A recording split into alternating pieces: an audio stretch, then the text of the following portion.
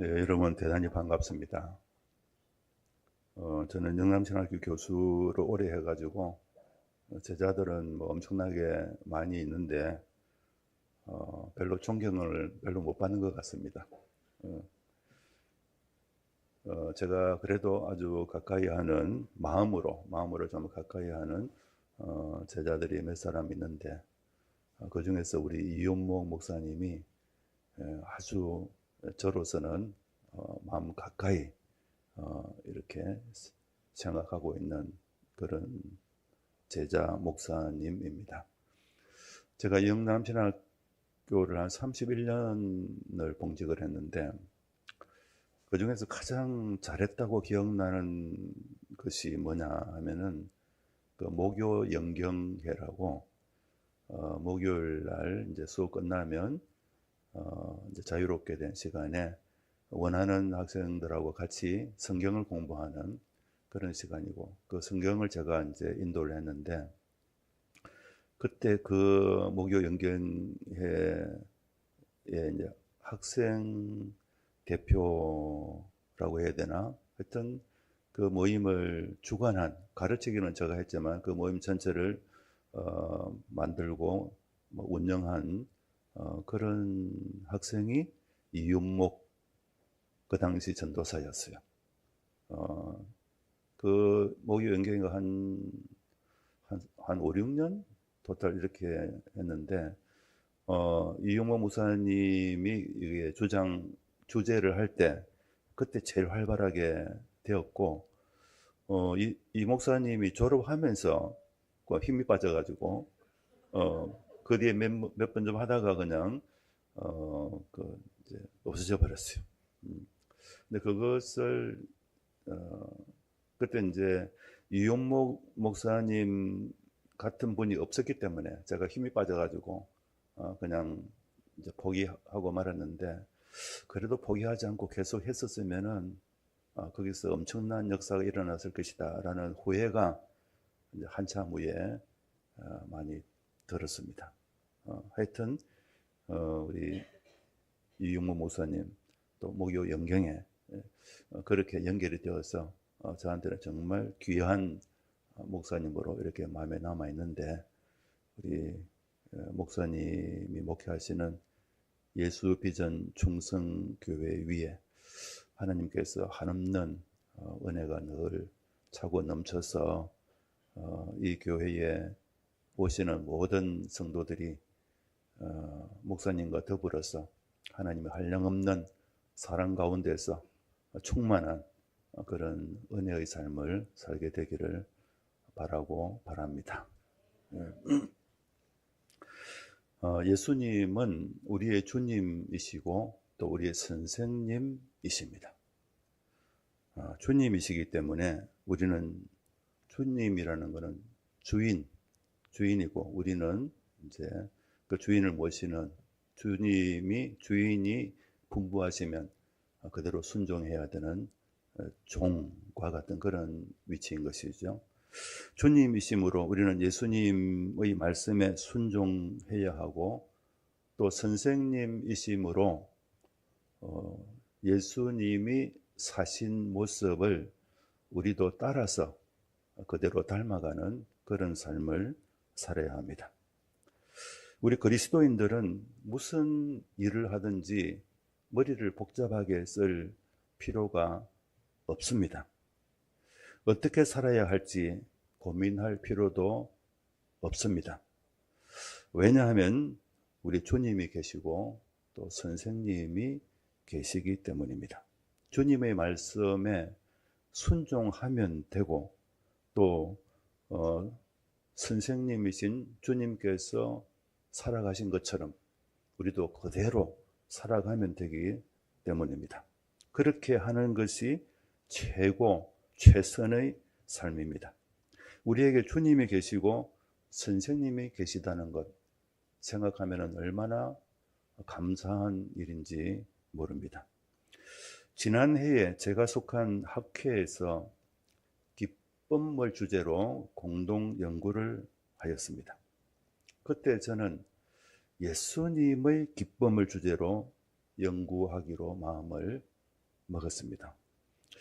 이유는 주님이요 선생님이신 예수님이 기쁨에 관해서 어떤 말씀을 하셨는가, 또 기쁨과 관련해서 어떤 삶을 사셨는가 하는 것을 알면은 이 주제는 다 해결되는 문제다, 그런 생각이 들었기 때문입니다.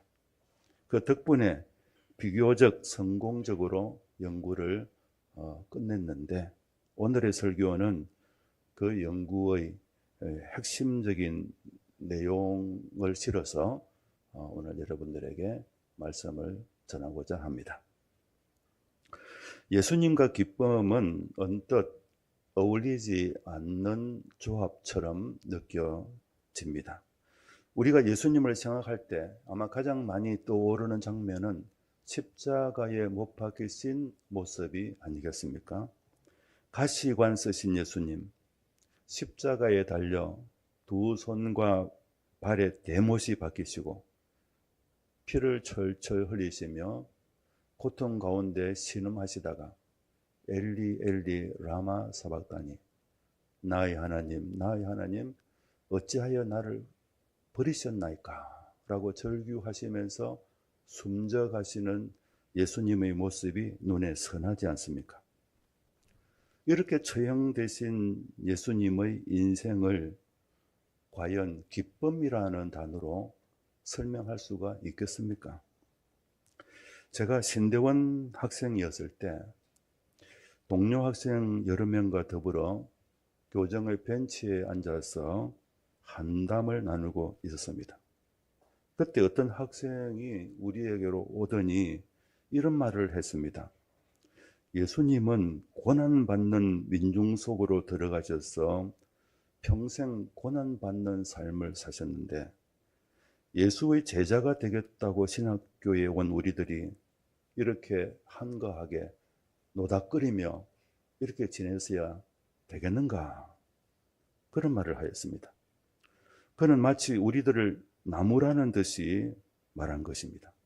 저는 그때 속으로 일종의 부끄러움을 느끼며 그 말이 참 일리가 있겠다라는 생각을 했습니다. 예수님을 따르는 사람이라면 시대의 아픔과 고난을 어깨에 짊어지고 비장한 표정으로 사는 것이 더 맞는 것이 아닌가라는 생각을 했던 것입니다.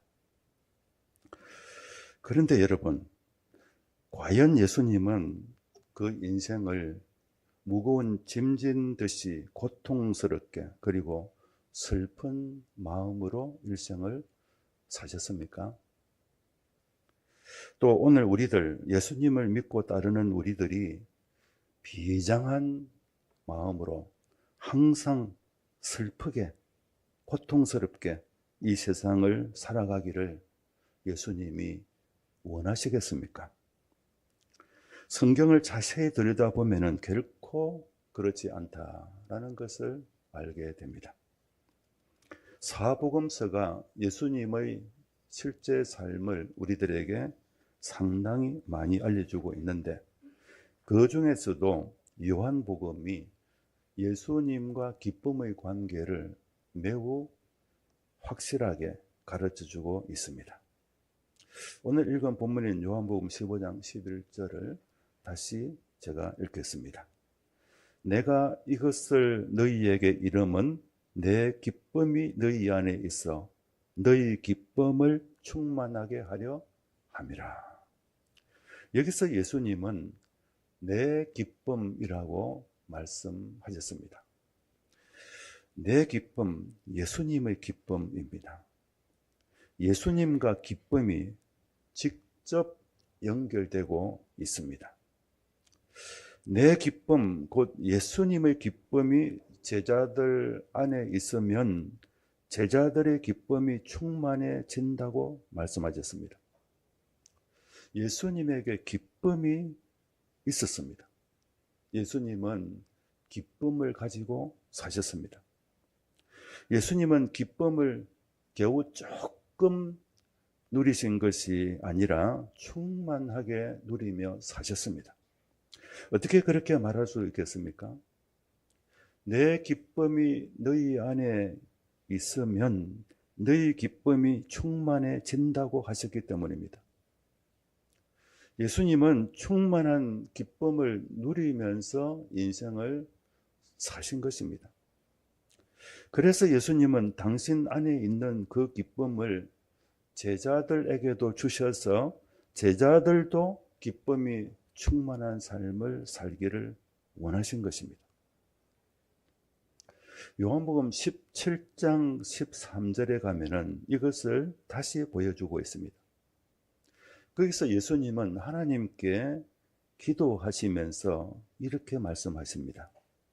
내가 세상에서 이 말을 하옵는 것은 그들로 내 기쁨을 그들 안에 충만히 가지게 하려 함입니다. 여기서 내 기쁨과 충만이라는 단어가 반복되고 있습니다. 이것이 무엇을 말해줄까요? 예수님 안에 기쁨이 있다는 것, 그것도 충만하게 있다는 것은 더 이상 의심할 일이 아니라는 것입니다. 이로써 우리는 많은 사람들이 선입견과는 달리 예수님이 슬픔의 사람이 아니라 기쁨의 사람으로 일생을 사셨음을 알게 됩니다. 여기서 한 가지 더 확인할 것이 있습니다. 예수님의 공생애가, 예수님의 실제 삶이 과연 기쁨이 가득했을까 하는 것입니다.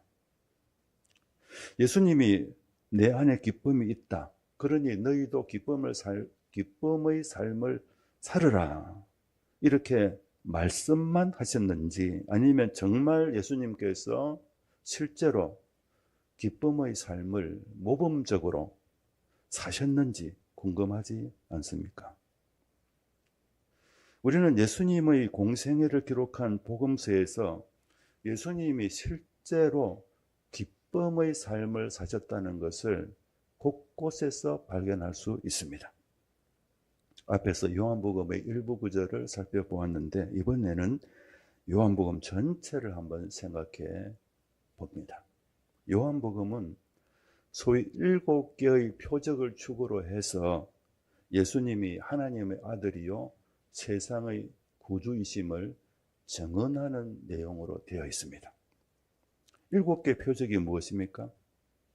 혼인잔치집에서 물을 포도주로 변화시킨 사건, 왕의 신하의 아들을 멀리서 말씀만으로 원격적으로 고치신 사건, 베데스다 목가에서 38년이나 된 병자를 단번에 치료하신 사건, 오병이어로 5,000명 이상 되는 무리를 배불리 먹이고도 12강줄이나 남기는 사건, 풍랑이 일고 있는 바다 위를 맨발로 걸어가신 사건, 날 때부터 맹인된 사람의 눈을 뜨게 하신 사건, 죽은 지 나흘이나 된 나사로를 죽음에서 다시 살리신 사건, 이것이 그 7가지 표적입니다. 이 표적들을 행하셨을 때 공통적으로 따르는 결과가 무엇이겠습니까? 그것은 하나님께 영광을 돌리는 것이고 또 그와 더불어서 사람들이 기뻐하였다라는 것입니다. 예수님이 하시는 일을 보고 주위 사람들은 깜짝 놀라고 감격하고 크게 기뻐했습니다.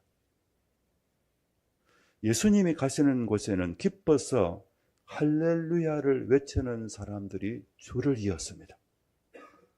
예수님은 이와 같은 일을 행하시면서 사람들과 더불어 기쁨을 나누는 삶을 사셨음을 우리는 충분히 짐작할 수 있을 것입니다. 예수님의 공생애는 천국을 전파하고 천국을 가르치는 생애였습니다. 예수님은 천국을 자주 혼인잔치로 비유하셨습니다.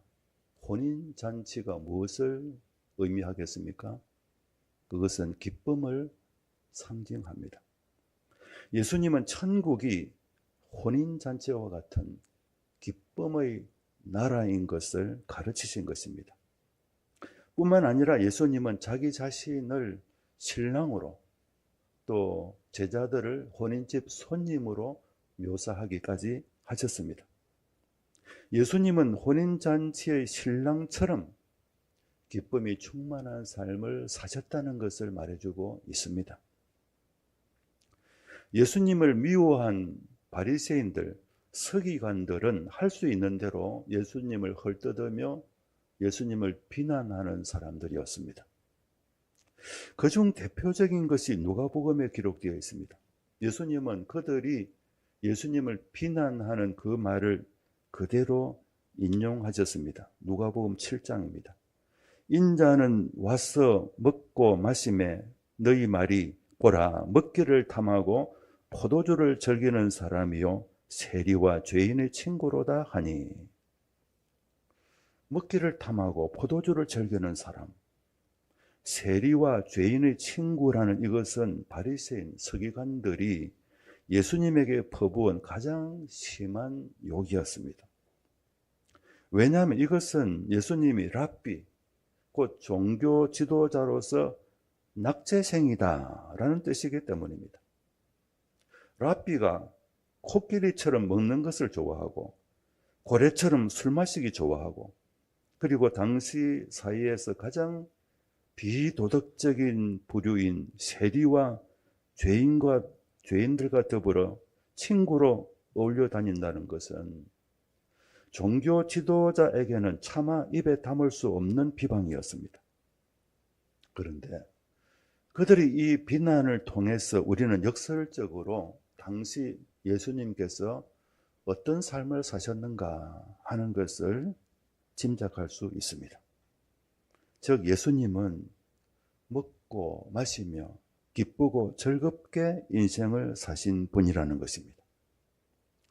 바리새인들은 종교인으로서 금식을 자주 하며 찡그린 얼굴, 고민이 가득한 어두운 표정으로 사람들에게 나타났는데 그들은 그런 모습이 종교인다운 모습이라고 생각했던 것입니다. 그러나 예수님은 그들과 전혀 다르게 기쁨과 즐거움의 얼굴로 하나님 나라를 삶으로 보여주시는 그런 삶을 사셨습니다. 산상수훈에서 예수님이 직접 하신 말씀 속에도 그것이 잘 드러나고 있습니다. 마태복음 6장입니다. 금식할 때에 너희는 외식하는 자들과 같이 슬픈 기색을 보이지 말라. 그들은 금식하는 것을 사람에게 보이려고 얼굴을 흉하게 하느니라. 내가 진실로 너희에게 이르노니 그들은 자기 상을 이미 받았느니라. 너는 금식할 때에 머리에 기름을 바르고 얼굴을 씻으라. 이는 금식하는 자로 사람에게 보이지 않고 오직 엄밀한 중에 계신 네 아버지께 보이게 하려 함이라. 예수님은 금식하는 것을 그렇게 권장하지 않으셨습니다만은 금식을 하더라도 금식하지 않는 사람처럼 밝은 얼굴로 예쁘게 화장도 하고 기쁘고 즐겁게 웃으라는 것입니다. 예수님은 기뻐하라고 말씀만 하신 게 아니라 실제로 모범적으로 기쁨을 누리면서 살아가신 분이십니다. 예수님의 기쁨은 심지어 십자가에 달려 죽어가시는 그 순간에도 사라지지 않았습니다. 예수님이 비록 기쁘게 사는 것을 추구하셨다 하더라도 십자가에서만큼은 그렇지 못했을 것이다. 우리는 그런 생각이 들 것입니다. 아무리 인생을 즐겁게 사는 사람이 있을지라도 십자가에 달려서까지 기쁨을 생각하는 사람이 어디 있겠습니까? 그런데 성경을 읽어보면 의외의 말씀을 발견하게 됩니다. 히브리서 12장 2절입니다. 그는 그 앞에 있는 기쁨을 위하여 십자가를 참으사 부끄러움을 개의치 아니하시더니 하나님 보호자 우편에 앉으셨느니라.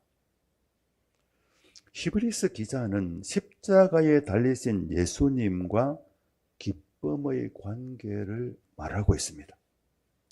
예수님은 십자가를 참으사 부끄러움을 개의치 아니하셨는데 그렇게 된 원동력은 그 앞에 있는 기쁨이라고 하였습니다. 인생에서 가장 힘들고 어두운 때에 예수님이 붙드신 것은 기쁨이었습니다. 예수님은 그 앞에 있는 기쁨의 힘, 기쁨의 능력으로 십자가의 고통과 수치와 절망과 슬픔을 극복해내고 이기셨던 것입니다. 이로써 우리는 예수님이 제자들에게 기뻐하라고 말씀만 하신 것이 아니라 실제로 기쁨이 충만한 삶을 사신 분이라는 것을 확인하게 됩니다. 예수님은 우리의 주님이요 선생님으로서 우리가 어떠한 역경에 처할지라도 기쁨을 잃지 않을 수 있음을 실제 삶을 통해서 보여주셨고, 그래서 말씀하시기를 내 기쁨이 너희 안에 있어 너희 기쁨을 충만하게 하려 함이라 라고 말씀하신 것입니다. 그러면 이제 예수님의 기쁨의 정체 또는 그 기쁨의 원인이 무엇이었는지를 한번 알아보고자 합니다. 예수님의 기쁨의 원인은 예수님 안에 있는 하나님의 나라, 그 천국이었습니다. 이것을 좀 더 깊이 생각해 보고자 합니다. 예수님의 공생애는 처음부터 끝까지 천국을 전파하는 것이었음을 우리는 이미 잘 알고 있습니다. 천국, 곧 하나님 나라가 무엇입니까? 그것은 하나님의 임재와 다스림을 의미합니다. 천국은 두 가지로 이해해야 하는데, 첫째는 하나님의 다스림이 완전히 이루어진 천국입니다. 이 천국은 이 세상이 아니라 하나님이 계신 곳이며 우리가 장차 죽으면 가게 될 바로 그곳입니다. 천국에 대한 두 번째 이해는 이 땅에서 우리가 경험할 수 있는 하나님 나라입니다. 우리가 살아가는 여기에서도 하나님이 임재하여 다스리신다면 이곳이 천국이 되는 것입니다. 예수님이 말씀하시기를 하나님 나라는 여기 있다, 저기 있다고 할 것이 아니라 너희 안에 있다고 하실 때 바로 이것을 가리킵니다. 하나님이 여기 계시고 우리가 하나님의 다스림 안에 있을 때 바로 여기에 하나님 나라가 있고 천국이 있는 것입니다. 그러므로 우리는 이 땅에 있을 때 예수님 안에서 천국을 맛보며 살고 장차 죽으면 궁극적인 천국에 들어가게 된다라고 말할 수 있습니다. 이 세상에 살 때 하나님이 내 마음에 오셔서 나를 다스리신다면은 내 마음에는 천국이 임하는 것이고 그때 나는 천국의 기쁨을 누릴 수 있게 되는 것입니다. 이제 예수님을 한번 생각해 보겠습니다. 예수님이 이 땅에 계실 때 천국을 얼마만큼 누리셨을까? 이 땅에 사실 때 예수님은 천국을 완전히 소유하고 누리신 분이십니다. 이 사실을 잘 이해해야 하겠습니다. 예수님은 3년 반 동안의 공생애에서 천국을 전파하셨는데 천국은 하나님이 계신 궁극적인 그 나라이면서 동시에 그 천국은 예수님 안에 실현되어 있었습니다. 예수님은 하늘에 있는 천국뿐만 아니라 당신 안에 있는 천국을 제자들과 무리들에게 전하신 것입니다. 예수님 안에 하나님 나라가 실현되어 있었다는 사실을 우리는 깊이 생각할 필요가 있습니다. 우리는 예수님이 우리와 똑같은 사람이지만 죄는 없으신 분이라는 것을 잘 알고 있을 것입니다. 죄가 없다 하는 이것은 예수께서 하나님 아버지께 완전히 100% 순종하는 분이셨다는 뜻입니다. 그래서 하나님은 예수님을 완전히 다스리고 계셨음을 의미합니다. 하나님은 예수님 안에서 아무런 불편함이나 부자유함이 없었습니다. 하나님의 뜻이 예수님 안에서 완전히 이루어지고 실현되고 있었기 때문입니다. 그러므로 우리는 예수님 안에 하나님의 나라, 천국이 완전히 이루어져 있었다는 것, 예수님의 인격 자체가 바로 하나님의 나라, 천국이라고 말할 수 있고 또 그렇게 말해야 하는 것입니다. 그러므로 천국, 곧 하나님 나라가 어디 있느냐라고 물으면 우리는 제일 먼저 예수님 안에 있다고 대답할 수 있습니다. 예수님은 하나님 나라를 전파하셨는데 말씀으로 전파하셨을 뿐만 아니라 인격으로서 그리고 삶 자체로서 그 나라를 전파하셨습니다. 그러므로 예수님이 말씀하신 내 기쁨은 예수님 안에 실현된 하나님 나라의 기쁨, 천국의 기쁨이었습니다. 예수님이 제자들에게 주시고자 하셨던 기쁨은 다름 아닌 천국의 기쁨이었습니다.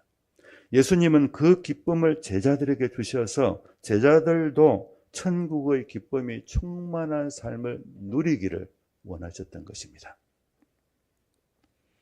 우리들이 예수님의 기쁨을 누린다는 것은 다름 아니라 우리 마음 안에 있는 천국의 기쁨을 누린다는 것을 가리킵니다. 우리가 예수님을 믿을 때 그 믿음을 통하여 하나님이 우리 마음에 들어오시고 우리 안에 임재하셔서 우리를 온전하게 다스리게 됩니다. 그러면 그것이 바로 우리 마음이 천국이 되는 것입니다. 그것이 우리 마음에서 이루어지는 하나님의 나라 천국이고 그때 우리는 천국의 기쁨, 예수님의 기쁨을 온전히 누리게 되는 것입니다. 예수님이 천국에 관한 비유를 많이 하셨는데 그중 하나에서 천국과 기쁨의 관계를 잘 보여주고 있습니다. 그것이 마태복음 13장 44절입니다. 천국은 마치 밭에 감추인 보화와 같으니 사람이 이를 발견한 후 숨겨두고 기뻐하며 돌아가서 자기의 소유를 다 팔아 그 밭을 사느니라. 단 한 절로 이루어진 천국 비유인데 여기에 천국과 기쁨의 관계가 잘 드러나고 있습니다. 어떤 사람이 밭에 감추인 보화를 발견합니다. 그때 그 사람의 반응이 무엇입니까? 기쁨입니다. 그는 기뻐하였습니다. 그리고 나서 무엇을 했느냐 하면은 돌아가서 자기의 소유를 다 팔아 그 밭을 샀습니다. 그 밭을 산 목적은 밭에 감추인 보화를 영원히 자기 것으로 만들기 위해서입니다. 이 보화가 바로 천국을 비유합니다. 이 사람의 기쁨의 원인은 보화, 곧 천국입니다. 그는 그 기쁨을 영원히 누리기 위하여 자기의 모든 다른 소유를 다 팔았습니다. 여기서 우선 밭에 감추인 보화가 있었다라는 것이 무엇을 말해줄까요? 그것은 누군가가 그 밭에 보화를 감추어 두었다는 뜻입니다. 누가 왜 보화를 거기에 감추어 두었을까요? 거기에는 두 가지 이유가 있을 것입니다. 하나는 그 보화가 엄청나게 큰 가치가 있기 때문이고, 다른 하나는 그 보화를 가질 만한 자격 있는 사람이 그 보화를 발견하기를 원하였기 때문일 것입니다. 만약 어떤 사람에게 참으로 귀중한 보화가 있다면 그는 그것을 다른 사람들이 모르도록 숨겨 놓을 것입니다.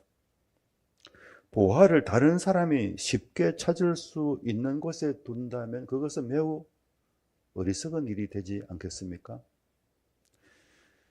도둑이 언제 도둑질을 해갈지 모르기 때문입니다.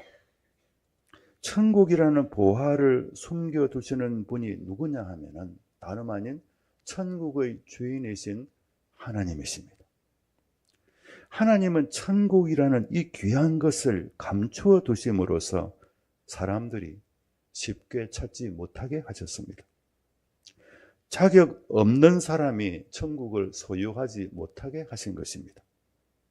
천국이라는 보화는 그것을 소유할 만한 자격 있는 사람이 나타날 때까지는 숨겨두어야 하는 것입니다. 귀한 것은 감추어야 한다 하는 사실을 예수님께서 이미 잘 말씀해 주신 바가 있습니다.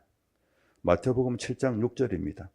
거룩한 것을 개에게 주지 말며 너희 진주를 돼지 앞에 던지지 말라. 여기서 거룩한 것, 진주는 천국을 가리킵니다. 하나님은 귀한 것을 아무에게나 주시는 분이 아닙니다. 아무나 먼저 보는 사람이 임자가 되게 하지 않으십니다. 자격 있는 사람을 위하여 숨겨두는 것입니다. 그러면 이제 천국의 기쁨을 찾아 누릴 자격이 있는 사람은 누구일까요? 어떤 사람일까요? 감추인 보화를 발견한 사람이 한 행동이 바로 그것을 잘 가르쳐 주고 있습니다. 그 사람이 보화를 소유하기 위해서 한 행동이 무엇입니까? 그는 자기의 다른 모든 소유를 다 팔아서 그 밭을 샀습니다. 간단하지만 이것이 감추어진 보화를 소유할 자격이 무엇인가를 잘 말해주고 있습니다.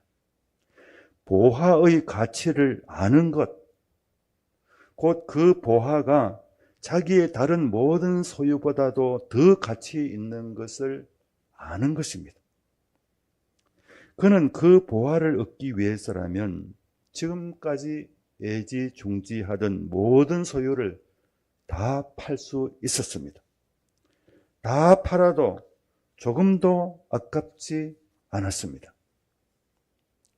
이와 같이 천국에 합당한 사람은 천국 하나를 얻기 위해서 다른 모든 것을 다 팔 수 있는 사람입니다. 천국의 기쁨, 예수님의 기쁨을 찾아 소유하고 누릴 수 있는 사람은 바로 이와 같은 사람입니다. 그것을 위해서 자기의 모든 것을 다 팔아버리는 사람입니다.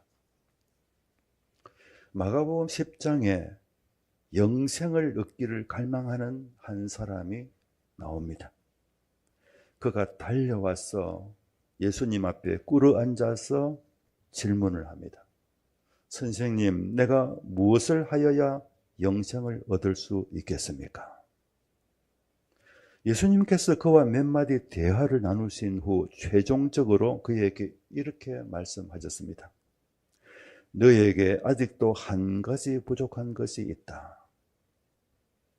그것은 가서 너에게 있는 것을 다 팔아 가난한 자들에게 주는 것이다.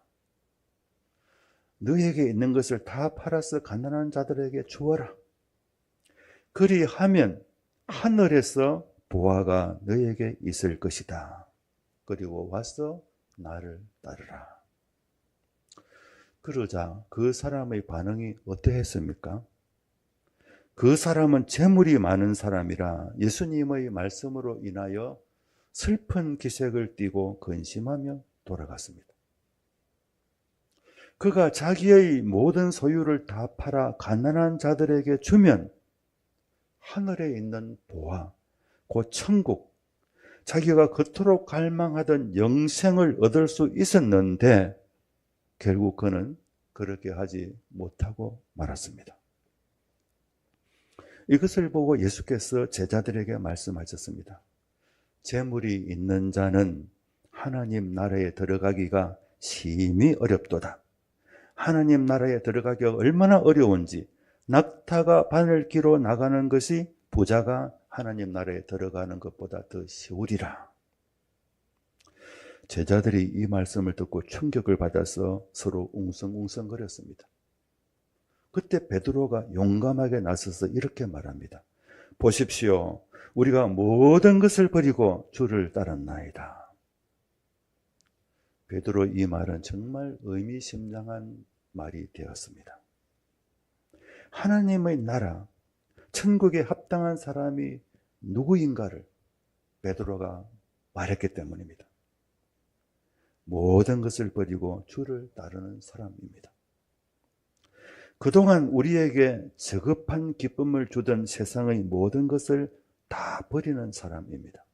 그런 사람이 천국의 기쁨, 예수님의 기쁨을 소유하고 누릴 수 있는 것입니다. 이로 볼 때 사도 바울은 예수님의 12제자는 아니었지만 예수님의 기쁨을 소유하고 누리기에 합당한 사람이었습니다. 그는 빌립보에서 이렇게 말했습니다. 빌립보서 3장 7절 이하입니다. 무엇이든지 내게 유익하던 것을 내가 그리스도를 위하여 다 해로 여길 뿐더러 또한 모든 것을 해로 여김은 내 주 그리스도 예수를 아는 지식이 가장 고상하기 때문이라. 내가 그를 위하여 모든 것을 잃어버리고 배설물로 여김은 그리스도를 얻고 그 안에서 발견되려 함이니라. 말씀을 맺겠습니다. 웨스트민스터 요리문답 제1번은 인생의 제1목적이 무엇인가를 가르칩니다. 그것은 하나님을 영광스럽게 하고 동시에 영원토록 하나님을 기뻐하는 것입니다. 기뻐하는 것, 기쁨이란 우리 인생에서 깜짝 놀랄 만큼 대단히 중요한 요소입니다. 우리가 믿고 전하는 복음은 기쁨의 소식입니다. 기쁨의 소식인 복음을 믿고 복음을 전하는 사람이 만일 기쁨이 없이 산다면 그의 복음은 진짜 복음이 아닐지 모릅니다. 기쁨에도 종류가 있습니다. 잠시 동안 누리는 기쁨이 있는 반면 영원한 기쁨이 있고 세상의 저급한 기쁨이 있는 반면에 예수님 안에 있는 최상의 기쁨이 있습니다. 예수님은 기쁨의 인생을 사셨습니다. 예수님은 우리 그리스도인들도 예수님의 기쁨으로 기쁨이 충만한 삶을 살기 원하셨습니다. 예수님의 기쁨은 천국의 기쁨입니다. 예수님 안에 하나님의 나라, 천국이 완전히 이루어져 있었기 때문입니다. 우리가 천국의 기쁨, 예수님의 기쁨을 찾아 소유하는 방법이 무엇입니까? 예수 그리스도를 얻기 위해서 모든 것을 버리는 것입니다. 세상의 모든 것을 버리는 이유는 예수님이 그 모든 것을 다 합친 것보다도 더 가치 있고 더 귀하신 분이기 때문입니다. 예수님의 기쁨으로 살기 위해서는 예수님 한 분만이 유일한 최고 가치임을 알고 믿어야 합니다. 예수 비전 충성교회 모든 성도님들의 인생이 예수님의 기쁨으로 기쁨이 충만한 인생이기를 축원합니다. 아버지 하나님, 기쁨이 없이 슬픔과 절망으로 살아가기 쉬운 우리들에게 예수님이 기쁨을 가지고 오셨고 천국의 기쁨을 선사하시면서 예수님의 기쁨을 우리도 누리면서 하나님 나라 갈 때까지 살게 하셨음을 인하여 참으로 감사합니다. 아버지 하나님, 기뻐하는 것이 주님께서 원하시는 것임을 알고 힘을 다하여 기쁨이 충만한 삶을 살기 위해서 노력하되 세상의 저급한 기쁨이 아니라 예수님 안에 있는 참으로 가장 귀한 고귀한 최상의 기쁨을 영원히 만끽하며 누리는 우리의 삶이 되게 하여 주옵소서. 감사하옵고 예수님 이름으로 기도드립니다. 아멘.